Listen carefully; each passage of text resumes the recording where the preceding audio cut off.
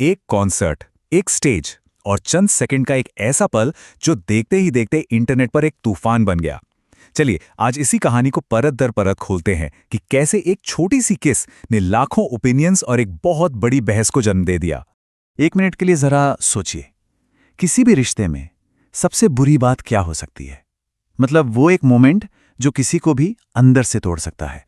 शायद हम में से ज्यादातर लोगों के लिए जवाब यही होगा कि आपका पार्टनर आपकी आंखों के ठीक सामने किसी और को किस कर ले।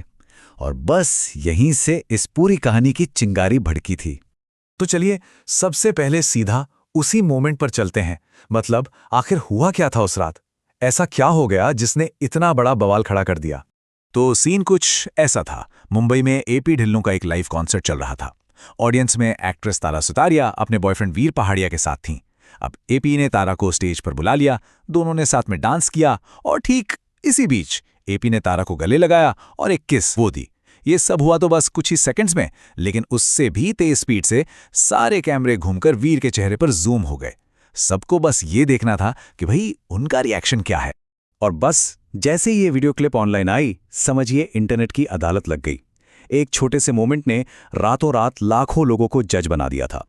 और फैसला वो काफी बटा हुआ था। आप देखिए, करीब करीब 50% लोग वीर के लिए सिंपैथी दिखा रहे थे।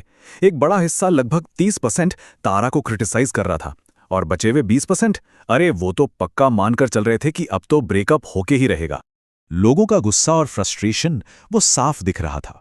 जैसे एक यूजर ने लिखा, मैं होता तो ऐसे रिश्ते को लात मारकर दूर कर देता। मतलब एकदम सीधी सीधी बात जो पूरी तरह से वीर का साइड ले रही थी। तो वहीं दूसरी तरफ कुछ लोगों ने इस एक घटना को सीधा बॉलीवुड के पूरे कल्चर से ही जोड़ दिया। उनके लिए ये सिर्फ एक केस नहीं थी, नहीं, ये इस बात का सबूत था कि बॉलीवुड में अब कोई शर्म नहीं बची है। और इस पूरी बहस के बीच में ना वीर पहाड़िया को एक टैग मिल गया, बेचारा। सोशल मीडिया ने उन्हें एक ऐसे हेल्पलेस लड़के की तरह दिखाया जिसका सिचुएशन पर कोई कंट्रोल ही नहीं है। और यहीं से ना ये पूरी बहस एक बहुत गहरे मोड़ पर आ गई। एक बड़ा जरूरी सवाल उठा कि क्या हमारे समाज के जो पैमाने हैं वो वाकई सबके लिए एक जैसे हैं? पता है, सबसे ज्यादा बात इसी डबल स्टैंडर्ड पर हुई। लोगों का तर्क यह था कि देखो, तारा ने किया तो उसे प्रोफेशनलिज्म का नाम दे दिया जाएगा और वीर को बहुत अंडरस्टैंडिंग पार्टनर बोल देंगे। लेकिन जरा सोचिए, अगर यही चीज वीर ने की होती, स्टेज पर किसी और एक्ट्रेस को किस किया होता, तो क्या तब भी लोग उन्हें प्रोफेशनल कहते या फिर उन्हें फॉरेन टॉक्सिक बॉयफ्रेंड और रेड फ्लैग का टैग मिल जाता? लेकिन देखिए, हर कहानी की तरह इस कहानी में भी कुछ ऐसे पहलू थे जिन पर इंटरनेट की अदालत ने, कह सकते हैं, ज्यादा ध्यान ही नहीं दिया। जैसे कि पहली बात, तारा और एपी ढिल्लों एक दूसरे को प्रोफेशनली जानते हैं, वो पहले भी साथ काम कर चुके हैं। दूसरी चीज, उनका रिश्ता पब्लिक था, ऐसा नहीं कि किसी से छुपा हुआ था। और शायद सबसे जरूरी बात, उस वक्त वीर का जो असली रिएक्शन था ना, वो गुस्से वाला या लड़ने वाला नहीं था, बल्कि वो एकदम शांत और सपोर्टिव थे। और हाँ, एक सवाल एपी ढिल्लों पर भी उठता है जिस पर बहुत कम लोगों ने बात की। मतलब जिसके हाथ में माइक है, जो स्टेज का सेंटर ऑफ अट्रैक्शन है, क्या उसकी कोई जिम्मेदारी नहीं बनती? खासकर तब जब उसे पता है कि ऑडियंस में उस आर्टिस्ट का पार्टनर भी बैठा है।